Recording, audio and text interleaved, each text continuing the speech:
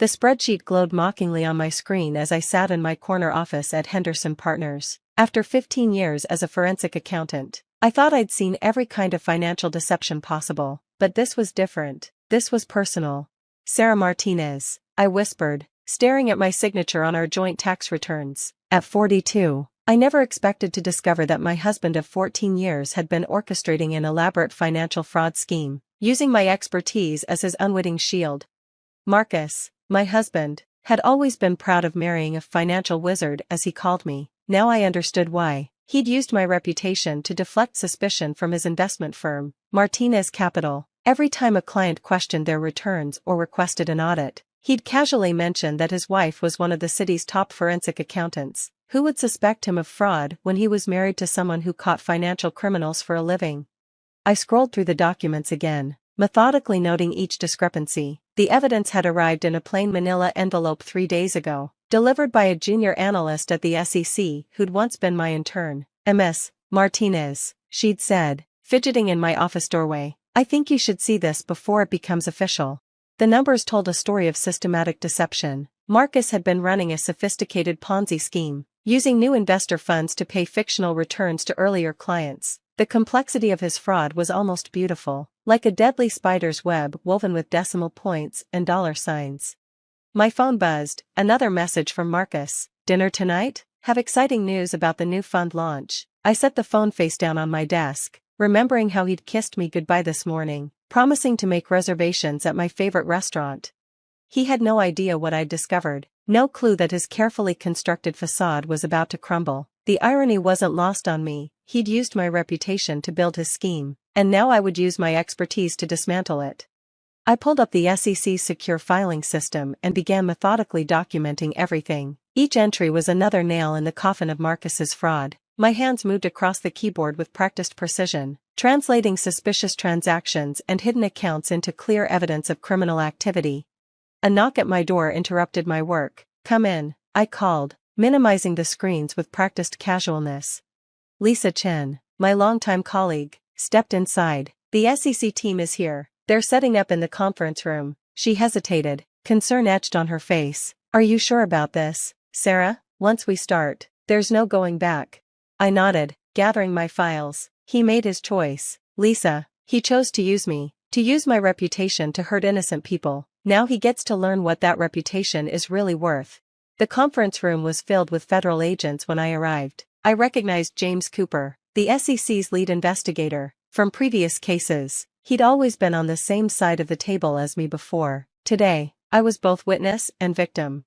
Mrs. Martinez, he began, but I cut him off. Ms. Martinez, I corrected him, and I have everything you need right here. I opened my laptop and began walking them through the evidence. With each revelation, I could see their respect growing. They'd expected a devastated wife. Instead, they got a professional who documented everything with precision that would make conviction almost certain. My phone buzzed again. A text from Marcus, made reservations at La Maison, 7:30, wear that blue dress I love. I allowed myself a small smile. He still thought he was in control, just like he had been for all these years. The meeting lasted hours. When we finished, Cooper shook my hand. This is exceptional work, Ms. Martinez. We'll move on this tomorrow morning.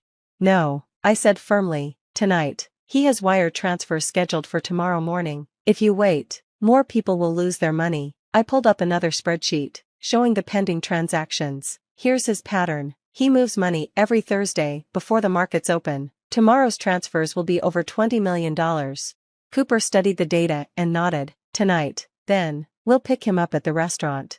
I drove home to change, selecting the blue dress Marcus loved. As I fastened my grandmother's pearl necklace, I thought about the moment everything had changed. It wasn't finding the evidence, it was realizing that every kiss, every loving gesture over the past few years had been calculated to maintain his cover. La Maison was busy when I arrived. Marcus stood as I approached our table, his smile confident and warm. You look beautiful, he said, leaning in to kiss my cheek. I allowed it, noting how genuine he seemed. He'd always been an excellent performer. I ordered champagne, he continued, gesturing to the bottle chilling beside our table. We're celebrating tonight. Oh? I kept my voice casual as I sat down. What are we celebrating? His eyes sparkled with excitement. The new fund is launching tomorrow. We've already got commitments for over 50 million. Can you believe it? He reached for my hand across the table. I couldn't have done any of this without you. Sarah, your reputation, your expertise, it's been invaluable. I met his gaze steadily. Yes, it has, hasn't it? My reputation has been very useful to you. Something in my tone made him pause. His smile faltered slightly. What do you mean? The numbers don't lie, Marcus, they never do. That's the first thing they taught me in forensic accounting. Want to know what else they taught me? I leaned forward, keeping my voice low. They taught me how to follow the money, all of it. The color drained from his face as understanding dawned. Sarah, whatever you think you've found, I can explain.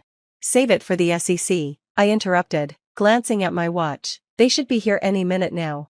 As if on cue, Cooper and his team entered the restaurant. Marcus half rose from his chair, but froze when he saw them approaching. You didn't, he whispered. Actually, I did. I did my job. The same job you used to convince people to trust you with their life savings. I stood, smoothing my dress. The numbers don't lie, Marcus. They told me everything I needed to know about who you really are. I stepped back as Cooper reached our table. The arrest was quick and professional. As they led Marcus away, he looked back at me one last time. I really did love you, he said. No, I replied calmly. You loved my reputation. There's a difference. I sat back down at the table, poured myself a glass of the champagne Marcus had ordered, and pulled out my phone. There were already missed calls from his business partners, probably wondering why he'd been arrested. They would all need to be interviewed, their losses documented. It would be a long process, but that's what I did. I followed the numbers, wherever they led. The maitre d' approached tentatively. Madam, will you be dining alone? I smiled, raising my glass in a silent toast to the empty chair across from me. No, I'm not alone. I have the truth for company, and trust me, it's better company than what I had before. 6 months later, I sat in my office, reviewing the final settlement documents. Marcus had pleaded guilty, facing 20 years in federal prison. The SEC had recovered most of the investors' money, thanks to the detailed trail I documented. My reputation hadn't just survived, it had grown stronger. I was now the go-to expert for cases involving investment fraud. My phone buzzed with a text from Lisa. Saw Marcus's sentencing in the news. You okay? I looked out at the city skyline, thinking about how different everything looked now. I'm better than okay, I replied. I'm exactly who I've always been. He just never knew who that was. Closing my laptop, I gathered my things to head home. The spreadsheets could wait until tomorrow. Tonight, I had a dinner reservation, a table for one at La Maison. I was celebrating, not the end of something, but the rediscovery of who I'd always been, a woman who understood that numbers never lie, even when people do. As I drove home later that evening, I thought about Marcus sitting in his cell, finally understanding his greatest mistake. He'd been so focused on using my reputation that he'd forgotten to respect it. He'd forgotten that my expertise wasn't just for show, it was who I was at my core. In the end, the very thing he'd used to build his fraud had become the instrument of his downfall. The truth, like the numbers I'd built my career on, had a way of coming out, and I, Sarah Martinez, had made sure it did. Chapter 1, The Discovery. The numbers on my screen seemed to blur together as I stared at them for what felt like the 100th time. After 15 years as a forensic accountant at Henderson Partners, I had developed an almost intuitive sense for when something wasn't right with financial statements. But this time, the feeling in my gut was different. This time, it was personal. I leaned back in my ergonomic chair, my corner office on the 38th floor of downtown Chicago's prestigious financial district suddenly feeling too small, too confined. The evening sun cast long shadows across my desk, where a single manila envelope lay innocuously among stacks of case files and reports. That envelope, delivered just 3 days ago, had shattered the carefully constructed reality of my life. Sarah Martinez, I whispered, staring at my signature on our joint tax returns from the past 5 years. At 42, I never expected to discover that my husband of 14 years had been orchestrating what appeared to be one of the most elaborate financial fraud schemes I'd ever encountered, and he'd been using my expertise, my reputation, as his unwitting shield. Marcus, my husband, had always been proud of marrying a financial wizard, as he called me. He'd mention it at every dinner party, every social gathering, his arm wrapped possessively around my waist as he boasted about my accomplishments. My wife can spot financial fraud from a mile away, he'd say, earning appreciative laughs from our friends and colleagues. Now I understood why he'd been so eager to promote my expertise. He'd used my reputation to deflect suspicion from his investment firm, Martinez Capital. Every time a client questioned their returns or requested an audit, he'd casually mention that his wife was one of the city's top forensic accountants. Who would suspect him of fraud when he was married to someone who caught financial criminals for a living? The irony wasn't lost on me. A soft knock at my door interrupted my thoughts. "Come in," I called, quickly minimizing the screens with practiced casualness, a habit I'd developed over years of handling sensitive financial investigations. Lisa Chen, my colleague of 12 years and closest friend at the firm, stepped inside. Her usually immaculate appearance showed signs of strain, her black blazer was slightly wrinkled, and wisps of hair had escaped her typically perfect bun. She'd been helping me analyze the documents since they'd arrived, working late into the night after everyone else had gone home. "Sarah," she said softly, closing the door behind her, "the SEC team is here. They're setting up in the main conference room." She hesitated, concern etching lines around her eyes. "Are you sure about this? Once we start, there's no going back." I nodded, gathering the files I'd meticulously prepared. "He made his choice, Lisa. He chose to use my reputation to hurt innocent people. Now he gets to learn what that reputation is really worth." My phone buzzed, another message from Marcus. "Dinner tonight? Have exciting news about the new fund launch." I set the phone face down on my desk, remembering how he'd kissed me goodbye this morning, promising to make reservations at my favorite restaurant. His breath had smelled of mint and coffee, and his cologne, the one I'd given him for Christmas, had lingered in the air after he'd left. How many mornings had we shared that same routine, while he'd been systematically deceiving not just me, but hundreds of investors? The main conference room was already filled with federal agents when Lisa and I arrived. I recognized James Cooper, the SEC's lead investigator, from previous cases. We'd worked together before, but always on the same side of the table. Today, I was both witness and victim. "Mrs. Martinez," he began, but I cut him off.